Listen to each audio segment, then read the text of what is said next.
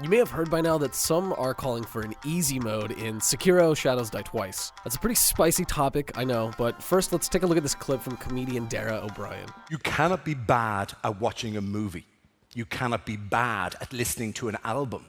But you can be bad at playing a video game, and the video game will punish you and deny you access to the rest of the video game. On a very surface level, he's right. You can't be bad at a movie or a podcast or an album to the point that it will literally block you from enjoying it. The only barrier to, say, reading a book is your own literacy, but what if you don't understand the text? Morbo can't understand his teleprompter. He forgot how you say that letter that looks like a man with a hat. If you don't understand a book, how likely are you to continue reading? Maybe you were able to muddle through chapter 1 well enough, but soon you start running into words you don't understand. The book requires context and information that you don't have, and now the book might as well be in a different language. You might say that book is too difficult.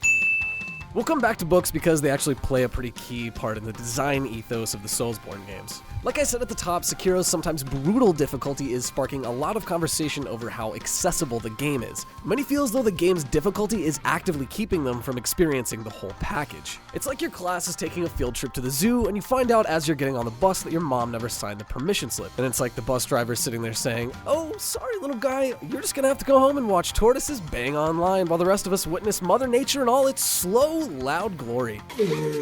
But yes, many people got on board the Sekiro hype train, picked up the game on day one, and loaded it up only to find that being a ninja on a vengeance quest is, actually kind of hard. So while all their friends are off fighting headless apes, they're stuck getting launched off the same cliff over and over again by their favorite ogre. The easy mode conversation has been a hot topic this week. The decorated gaming publication, Forbes, is officially feuding with itself over the idea. The first article was David Thiers, whose argument stems from getting a taste of the world of Sekiro and wanting to see more. He insists that there's so much more to this game than its difficulty, and every player should be allowed to experience that. Unfortunately, being a From game, you can't just do that without first putting in the work. Just a day later, another author, Eric Kane, weighed in, also on Forbes, to say that giving players the option to turn down the difficulty when they choose would fundamentally change the game's intent. You hate to see him bicker like that, but Kane makes an excellent point. As frustrating as it must be for players that don't feel like they're good enough, an easy mode in Sekiro is not just a matter of moving some sliders around to change enemy spawns or damage output. Like many FromSoft games before this, the entire game hinges on a delicate balance. Character leveling, item use, resource management, enemy placement, it's all deliberately crafted to push the player in very precise ways. And while grueling at times, the game's whole point is rewarding you for taking the lessons it gives and putting them into practice. That's because that's what Sekiro's perceived difficulty is. Every time the game kicks the ever-living shit out of you, it's probably trying to tell you something really important. In fact, Hidetaka Miyazaki, the game's designer and president of From Software, has gone on record to say that his games aren't intended for a highly skilled player, but instead for someone who is willing to persist. Sekiro and the Souls games alike are not some sadist torture experiments crafted by that little bald kid from Toy Story. Rather, Miyazaki comes from a much more earnest place. He said before that Dark Souls, and I assume by extension Sekiro, isn't hard for its own sake. Growing up poor, Miyazaki didn't have access to books written for children, so he read whatever he could get his hands on, which more often than not were books written for adults. He said he didn't understand many of the words, and often ended up with a fragmented story, mysteries left for him to untangle himself. This is a concept that's familiar to anyone who's pieced together what the hell's going on in a Souls game from the insanely intricate implied narrative woven behind everything. And Sekiro follows this philosophy. Work with what you know until you can put enough of the pieces together and then learn from them. Writer and one half of the Game Studies Study Buddies podcast, Michael Lutz, put it really well when he tweeted that playing a Souls-like game is just slowly and patiently running your hand against a brick wall, finding a loose mortar, and pushing. And then doing it again until you've pushed out all the loose bricks and the wall falls. Tear down this wall. The moment Miyazaki changes his output to satisfy a specific portion of the audience, then he's compromised his product. And that difficulty we're all arguing about so much is completely cut and dry to Miyazaki, whose opinion on the matter is probably the most important. In an interview with Metro UK, he said about Dark Souls 3, "The basic approach is to let players experience a sense of accomplishment through overcoming difficulties, and setting a relatively higher difficulty level is actually only one of the answers to meet that goal. Of course, an artist's intent can only go as far as the way people interpret it, but there it is. plain as day. Art is inherently going to mean different things to different people, and the level at which we engage with it depends on any number of factors. Family life, occupation, economic background, ethnicity, we all respond to things differently depending on our experiences, which is to say that art is not made to appeal to everyone. In the case of a super difficult game, you can connect with other people for this exact reason. Kinda in the same way that people connect discussing the meaning of poetry, or whatever the hell was at the end of Annihilation. The community that formed around the Souls games thrived in sharing tips and secrets for the betterment of everyone involved. Hell, it was baked into the games themselves in the form of cheeky messages that other players left behind that somehow helped you feel not so lonely for once. It was really cool to see a group bond together of the challenges one game series presented, and the discussion around Sekiro has been no different. To return to books once again, if I read a challenging novel, I'm gonna connect more with someone who also read the same book than someone who read the Spark Notes. It's because From games are not made for everyone that this happens. All of this does, however, lead into a larger conversation around accessibility in games. In a discussion around easy modes, you do need to acknowledge that players with disabilities physically cannot play many games, especially a Soulsborne.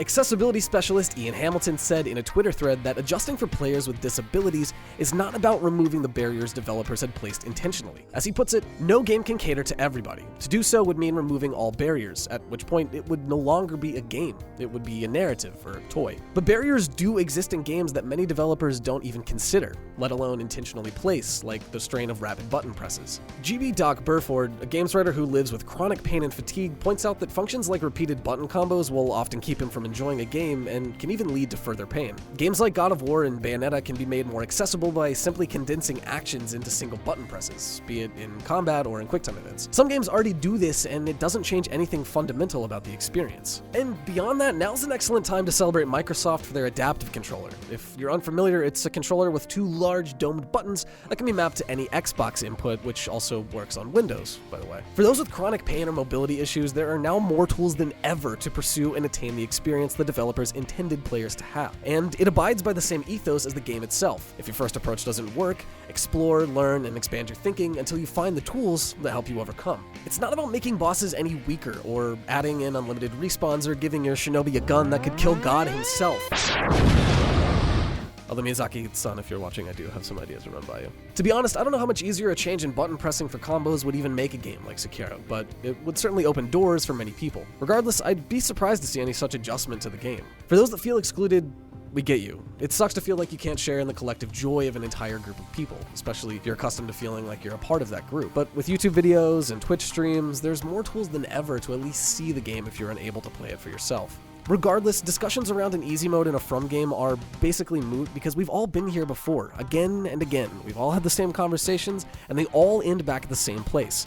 Creators have the right to make what they want, the way they want, because they're the ones making it. Is Dark Souls too hard? Dark Souls isn't hard. No, gamers Dark Souls 3 should. Dark Souls 3 doesn't have a sort of Dark Souls games should have a difficulty option. All right, okay, you get it. The closest a FromSoft game ever got to getting an easy mode was in 2012 when Miyazaki suggested in an interview with Metro, "I am thinking about whether I should prepare another difficulty that everyone can complete." This set the gaming world afire for a few days before it was revealed to be no more than a translation error. What he really said was, "I'm thinking about how to make everyone complete the game while maintaining the current difficulty."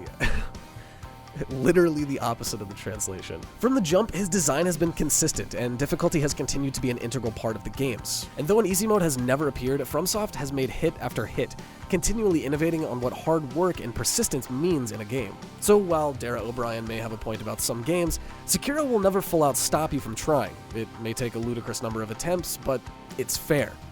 It rewards hard work and persistence, which, if you're not willing to put in, doesn't invalidate the art. Sekiro with an easy mode just wouldn't be Sekiro.